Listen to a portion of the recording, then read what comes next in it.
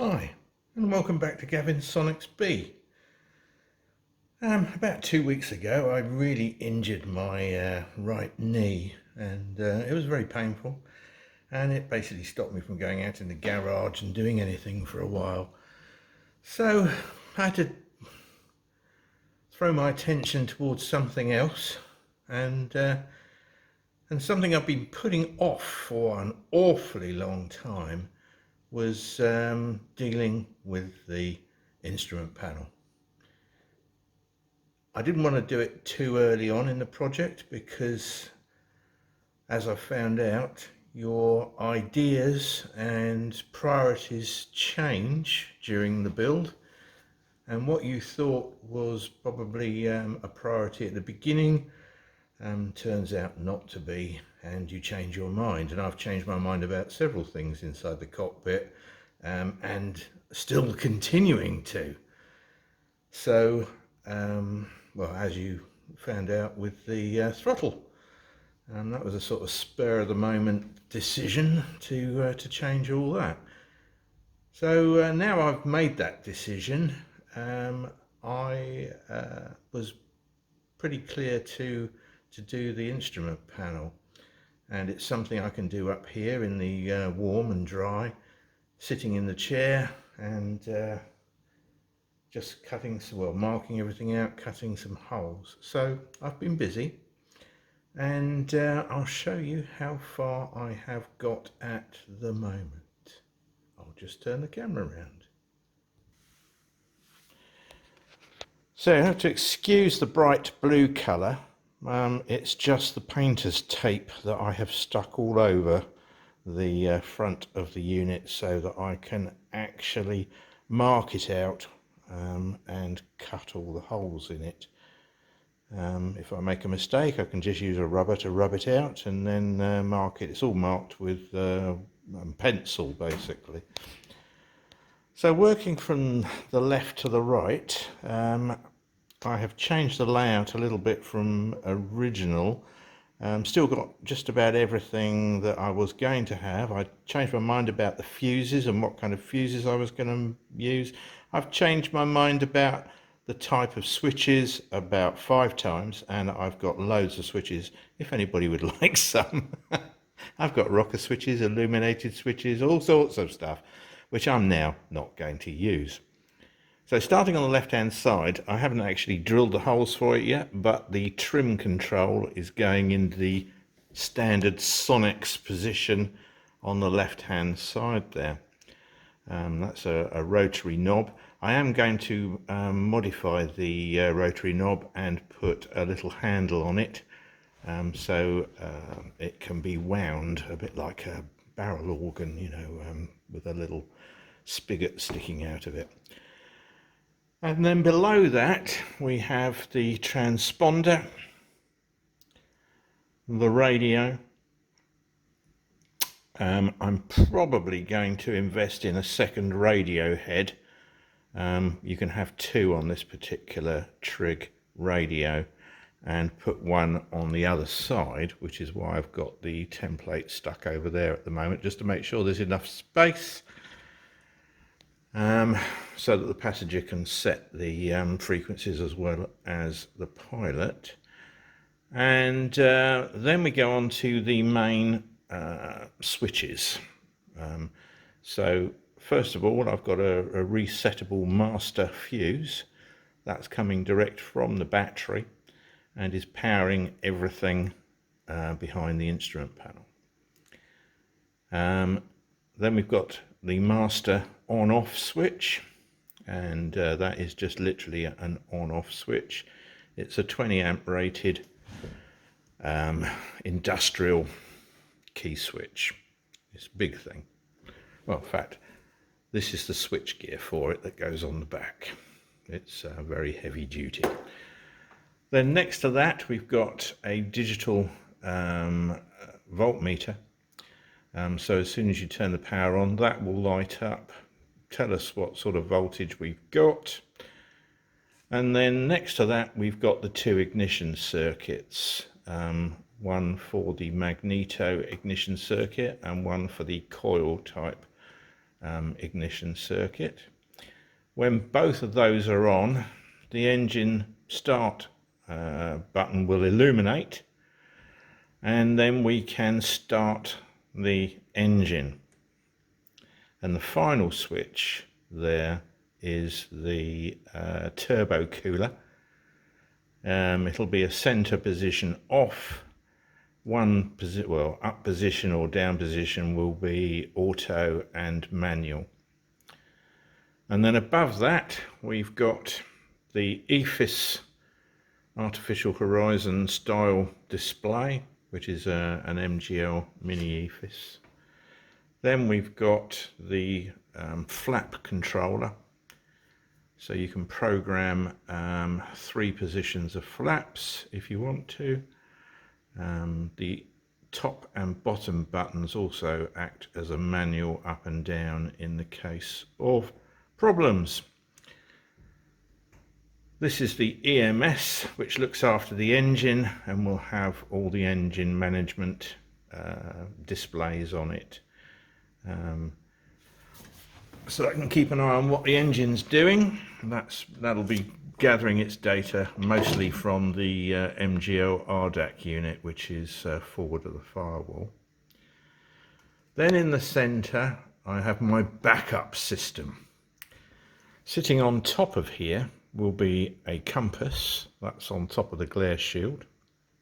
You have to excuse the I've temporarily pinned some leftover hinge across the top just to give the thing some mechanical stability, because as you can see I've cut most of the metal out through the center line here. Of course, once the instruments are installed, it'll actually be stronger than it was to start off with. So starting at the top, we'll have the airspeed indicator, the standard ball in a tube, and the altimeter at the bottom. They are both German winter devices, and are specially built, very light, for ultralight aircraft. Then we've got a number of resettable fuses and some switches. I'm not going to go overboard with switches, so I'm just going to have 3 switches for all the electrical equipment.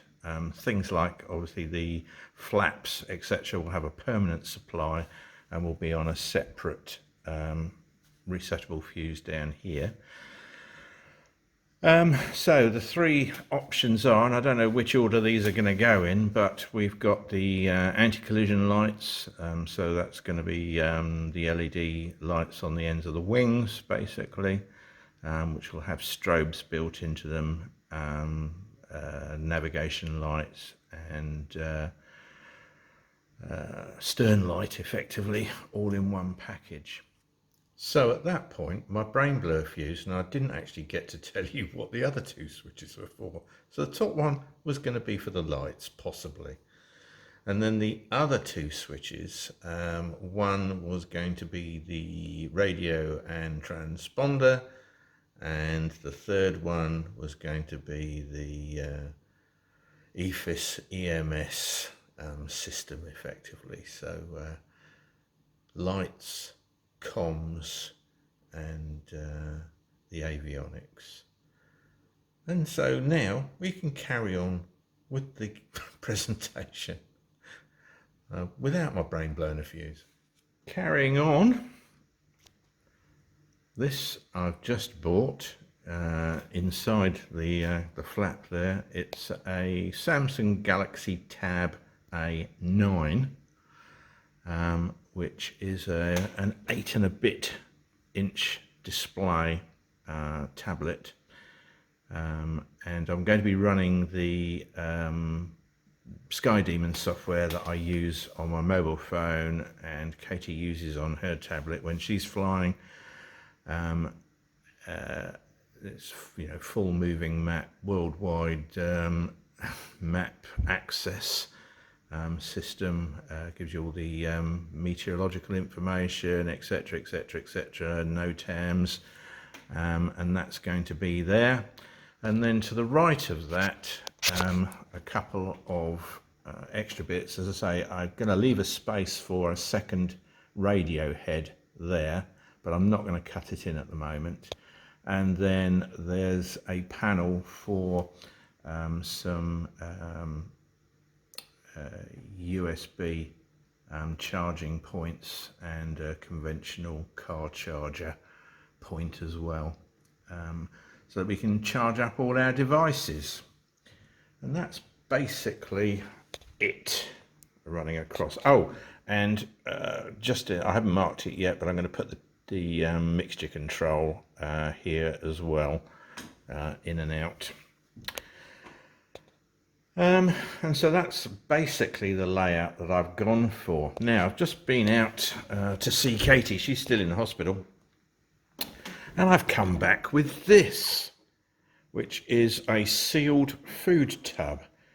It's made out of polycarbonate, I think. It feels like polycarbonate. It's pretty damn hard, and it has a removable lid that comes off. If I can get it. No, I can't get it off now. Anyway, believe me, it comes off. And say, well, what am I going to use that for? Well, I'm going to take the lid off and I'll be right back. Hold on.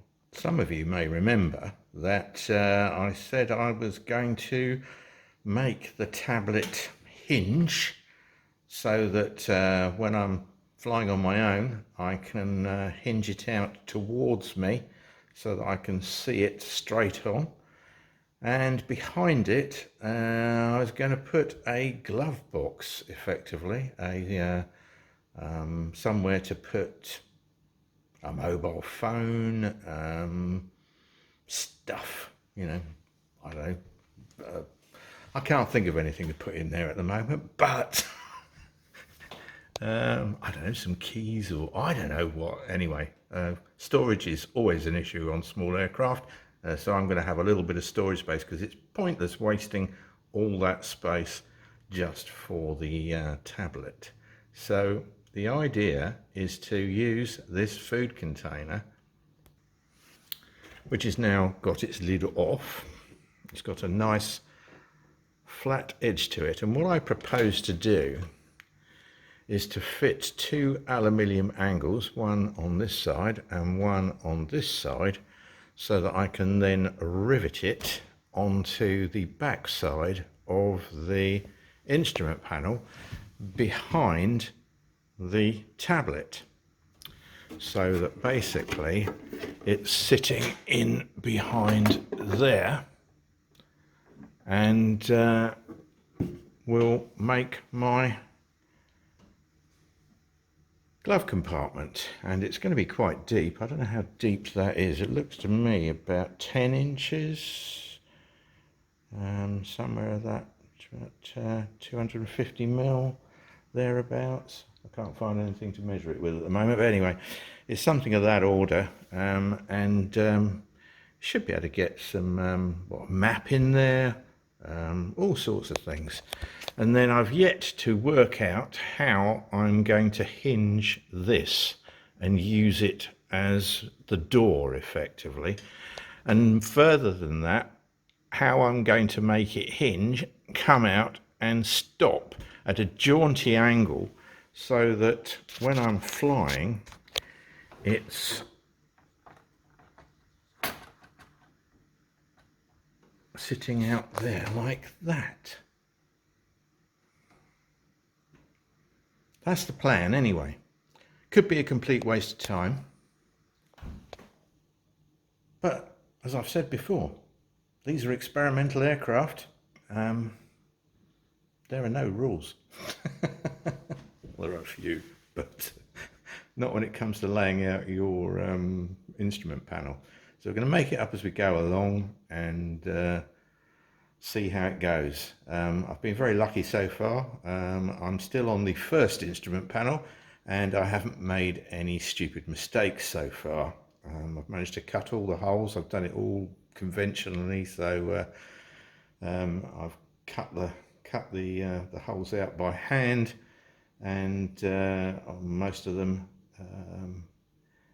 certainly the rectangular ones and the ones for the radio and the transponder, which are a bit of an odd shape, and then filed them all out. The circular holes that I needed for the two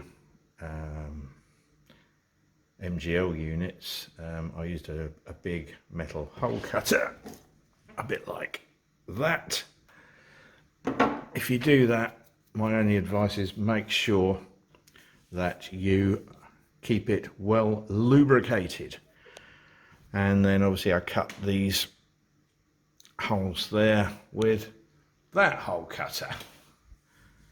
The other advice I can give you is don't just try and drill through the panel without a block of wood behind it. What I did was I actually screwed the panel to a block of wood, and then used the hole cutter. The reason for that is that the pilot drill, if you don't have a decent piece of wood behind, can start to wear away the hole in the instrument panel that it makes.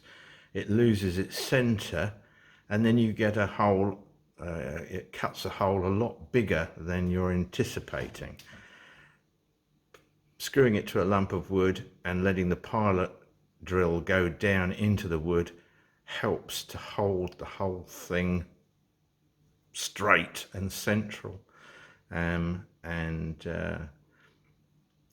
you get a more precise, better fit hole. They're still oversized slightly, but I can't do any better really, unless I bought a smaller hole cutter and filed them out by hand. But I've tried that in the past and I can never keep them round. If you file a big round hole like that, it always ends up a bit wibbly wobbly. And unfortunately, this is the bit everybody sees, so that anybody who looks in the cockpit is going to see this, and they're going to go, "Oh, that's really nice. Pity about that wibbly wobbly hole over there." But anyway, so I spent a lot of hours doing this,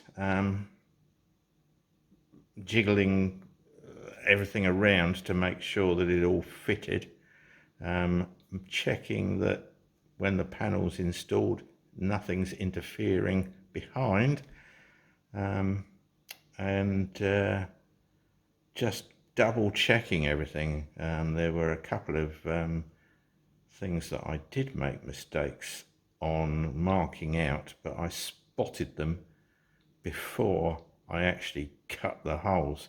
The biggest one was, and I don't know how I did this,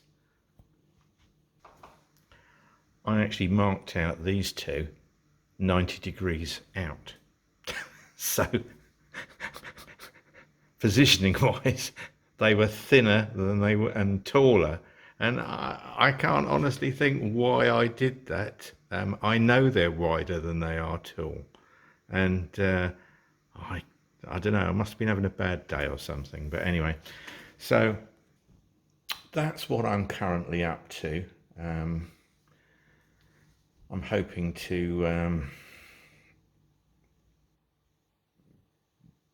kind of mark out what I'm going to do with this